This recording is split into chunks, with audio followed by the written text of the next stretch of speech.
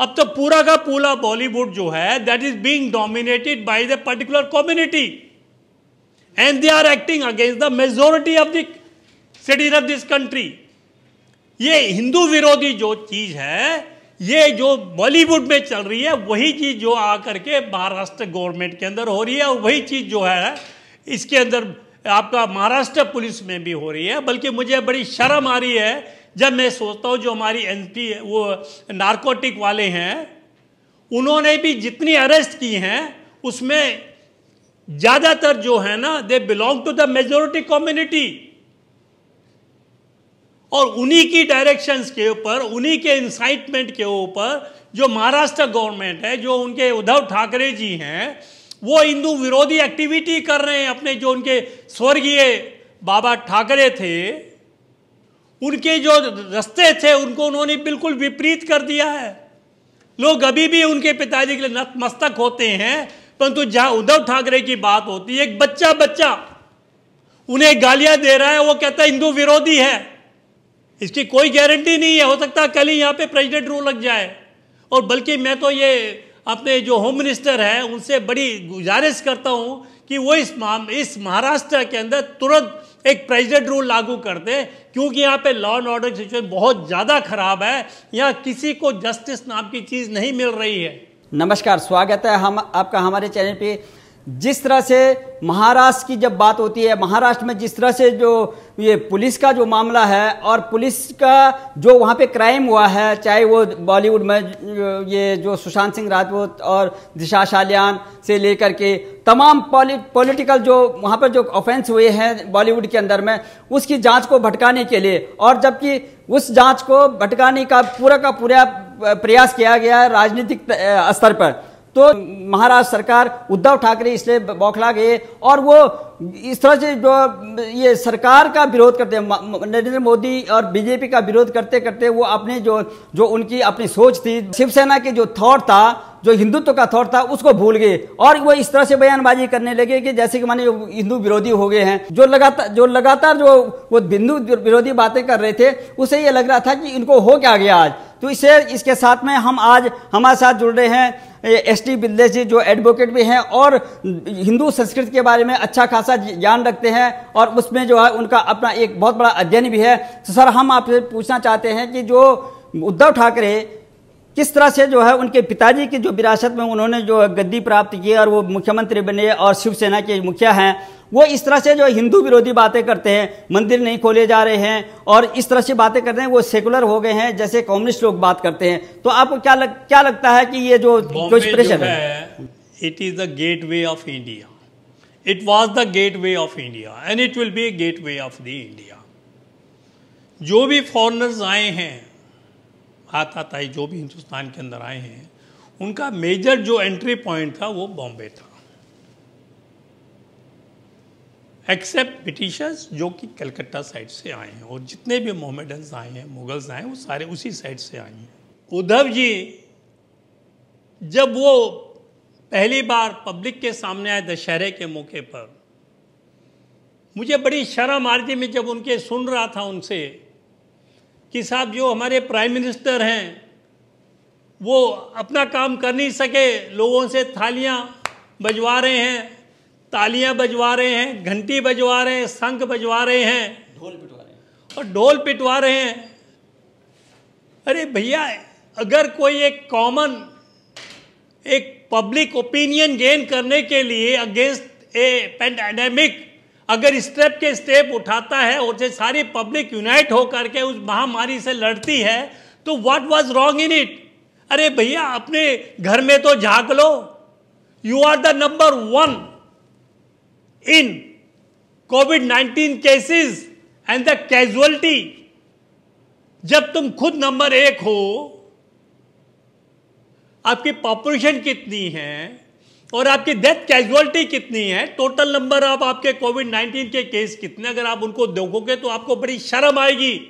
अरे मैंने तो इसके ऊपर कोई काम ही नहीं किया, बल्कि मोदी ने तो इतना काम किया है। फॉर योर काइंड इंफॉर्मेशन, इस समय जो कोविड के जो रेट है that has come less than 50,000 from 90,000।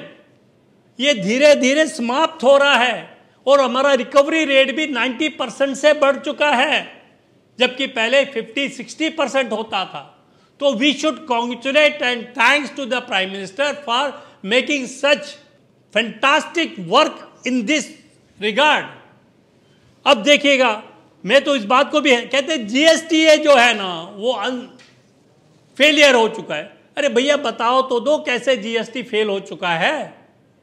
GST के कारण जो वर्क था टैक्सेशन का, जिसके साथ बहुत व्यापारी परेशान होते थे, इतना ज़्यादा सिंप्लीफाई हो चुका है। और जितने मल्टी पॉइंट टैक्सेस होते थे वो सब उन्होंने एक पॉइंट पे ला करके जीएसटी दे दिया उनको, ना वो कर रहे हैं। Rather the whole system has been simplified and it is being appreciated by the business community. और now nobody is opposing except mister Uddhav Thackeray. और अरे वो ये कहते साहब मेरी गवर्नमेंट बड़ी स्टेबल गवर्नमेंट है, इसको टॉपल तो करके दिखलाइए। अरे भैया मत धमकी दीजिए, आपका जो आईना है ना इतना ज़्यादा बदसूरत हो चुका है, इतना ज़्यादा बदसूरत हो चुका है, पता नहीं कब ये टूट जाए, इसकी कोई गारंटी नहीं है। हो सकता है कल ही यहाँ पे प्रेसिडेंट रूल लग जाए। और बल्कि मैं तो ये अपने जो होम मिनिस्टर है उनसे बड़ी गुजारिश करता हूँ कि वो इस महाराष्ट्र के अंदर तुरंत एक प्रेसिडेंट रूल लागू कर दे, क्योंकि यहाँ पे लॉ एंड ऑर्डर सिचुएशन बहुत ज़्यादा खराब है। यहाँ किसी को जस्टिस नाम की चीज़ नहीं मिल रही है। जो भी कुछ सरकार के खिलाफ बोलता है या पुलिस के खिलाफ बोलता है उसके घर नोटिस भेज दिए जाते हैं, उस पर 153 की दफा लगा दी जाती है। साहब ऐसे ऐसे मुंह बंद कर रहे हैं तो कैसे काम करेंगे। अगर हमारे जो वो आरएसएस के वो हैं, अगर वो ये कहते हैं कि हमारा जो है जो पूजा स्थल है वो बहुत जरूरी है, तो ये क्यों नहीं खोलते। अरे जब ईद के ऊपर तुम सब फैसिलिटी दे सकते हैं मुस्लिम्स को, क्या हिंदुओं को नवरात्र के टाइम अपने मंदिर जाने की परमिशन नहीं दे सकते क्या? दशहरा नहीं मनाने दे सकते उनको? तो इसको अगर हम ये ना कहें एंटी हिंदू एक्टिविटी, तो क्या कहें? आप पब्लिक को अगर आप 50 आदमी को इकट्ठे कर लेंगे महाराष्ट्र से, उसमें से 45 ये कहेंगे साहब इस समय Uddhav Thackeray totally anti Hindu activity कर रहे हैं। ये मेरी स्टेटमेंट नहीं होगी, ये एक पब्लिक का है। और चाहे तो महाराष्ट्र गवर्नमेंट कभी भी सर्वे करा सकती है, द ट्रूथ विल कम। तो it shows the culture of the country. ये हमारी पुरानी संस्कृति को एक दर्शाता है। और उसके अंदर एक बहुत अच्छी चीज बता रखी है कि ट्रुथ प्रिवेल्स, सच की हमेशा ही जीत होती है, सत्यमेव जयते। There can be delay but success is guaranteed for the truth. Second thing, बुराई कितनी भी बढ़ जाए उसका नाश होना निश्चित है। और हमेशा हमारे इतिहास में देखा गया है हिंदुओं में, जब वो बुराई एक लिमिट क्रॉस कर जाती है तो कोई देवनुमा एक शक्ति आती है, जिसे भगवान भी कह देते हैं, महापुरुष भी आते थे। उस जो राक्षस रूपी है, जिन्होंने बुराइयों का पूरा पूरा ढोल बजा रखा था, उनका सर्वनाश करके दोबारा से अच्छाई को इस दुनिया में परिवर्तित करते हैं। इसी तरह से जो है बॉलीवुड जो है, it is a source of underground activities, it is source of unlimited black money. अगर आज मेरे पास किसी भी एक्टर्स की कोई ऐसी चीज आ जाए which may affect his career और कैरियर, तो मुझे जितना मैं मांगूंगा उससे दुगना पैसा मिलेगा to keep my mouth shut. And Bollywood has been the major force in funding the elections and in running of the government in Maharashtra. जो आदमी फंडिंग करेगा वो तो भैया अपने इशारे पे आपको नचाएगा by a particular community, and they are dictating the whole Bollywood. and trying to defame the majority of the citizens of this country known as Hindus, their religions, their customs, their traditions during every festivals. They issue clipping short movies criticizing our religions, customs, culture and संस्कृति. तो साहब मुझे हिसाब से जो हालात हैं उससे साफ जाहिर लगता है कि जो काम जिन्ना 1947 में नहीं कर सका वो काम बॉलीवुड के थ्रू करवाया जा रहा है. और ये देश सोने की चिड़िया जो था वही बना रहता. This country was controlling 66% of the economy of the world.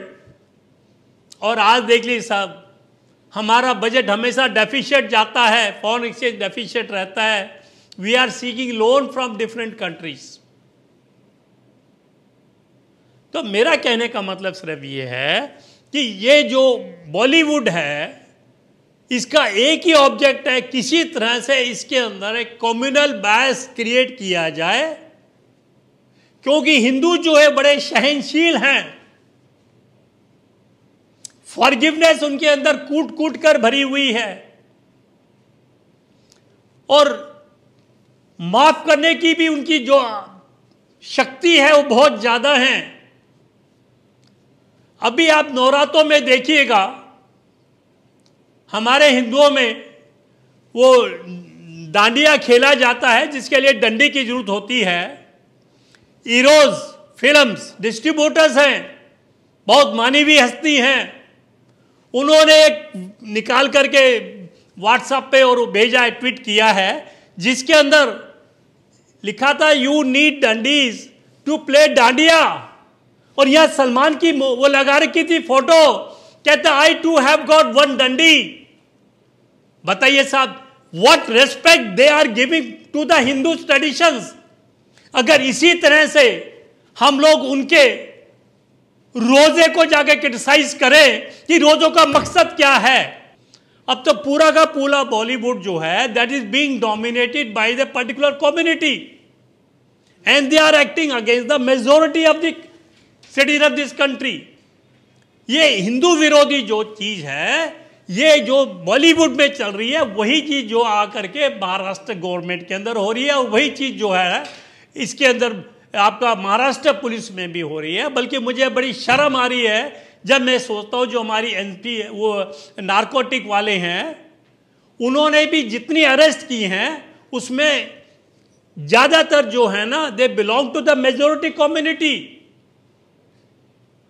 और उन्हीं की डायरेक्शंस के ऊपर, उन्हीं के इंसाइटमेंट के ऊपर जो महाराष्ट्र गवर्नमेंट है, जो उनके उद्धव ठाकरे जी हैं, वो हिंदू विरोधी एक्टिविटी कर रहे हैं. अपने जो उनके स्वर्गीय बाबा ठाकरे थे, उनके जो रास्ते थे उनको उन्होंने बिल्कुल विपरीत कर दिया है. लोग अभी भी उनके पिताजी के लिए नतमस्तक होते हैं, परंतु जहां उद्धव ठाकरे की बात होती है, एक बच्चा उन्हें गालियां दे रहा है, वो कहता है हिंदू विरोधी है.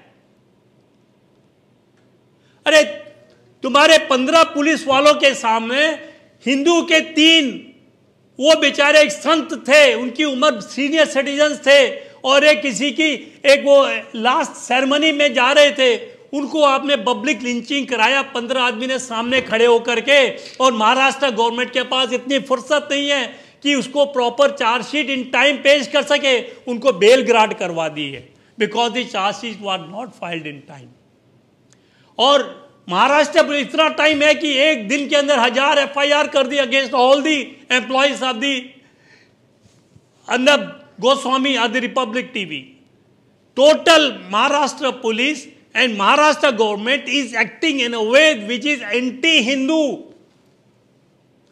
और उल्टा मैं तो देख के हैरान हो रहा हूं, इतने दिनों 4.5 महीने के बाद पहली बार उद्धव ठाकरे ने इन इश्यूज के ऊपर अपना मुंह खोला, और खोलते ये बोला कि लोग मेरे बेटे को नाजायज बदनाम कर रहे हैं. अरे भैया, तुम्हारे पास तो डेली कटिंग आती है न्यूज़पेपर्स की, तुम्हें नहीं पता मीडिया में क्या हो रहा है, सोशल नेटवर्क पे क्या हो रहा है. अगर कोई आदमी अपने सोशल नेटवर्क पे या अपने चैनल के द्वारा या यूट्यूब के द्वारा कोई अगर बात कहता है कि सरकार ये काम ठीक नहीं कर रही है, महाराष्ट्र पुलिस ठीक से काम नहीं कर रही है, इन्वेस्टिगेशन पार्टीजन है, तो क्या उन सबको वो पकड़ करके उनके खिलाफ 153 लगा देगी? क्या यही हमारे संविधान का मकसद है? इससे ज्यादा जो बुरी हालत महाराष्ट्र की मैंने नहीं देखा आज तक। मेरी उम्र 70 क्रॉस कर गई है, बल्कि मैं तो हैरान हुआ जबकि हमारे एक्स चीफ मिनिस्टर जो थे नारायण राणे, उन्होंने भी कह दिया कि साहब ये मर्डर है, इट्स नॉट ए सुसाइड। जब तुम्हारे प्रेडिसेसर्स कह रहे हैं कि साहब ये मर्डर है, सुसाइड नहीं है, तो साहब ऐसा क्या वेस्टेड इंटरेस्ट है उनके अंदर कि वो इसको ये प्रूव करना चाहते हैं सब सुसाइड है? कोई बोलेगा मर्डर है तो उसको उठाकर 153 लगा देंगे और बिहाइंड द बार कर देंगे। आपने अपने सरल शब्दों में हमारे दर्शकों को बताया, बहुत बहुत धन्यवाद आपका।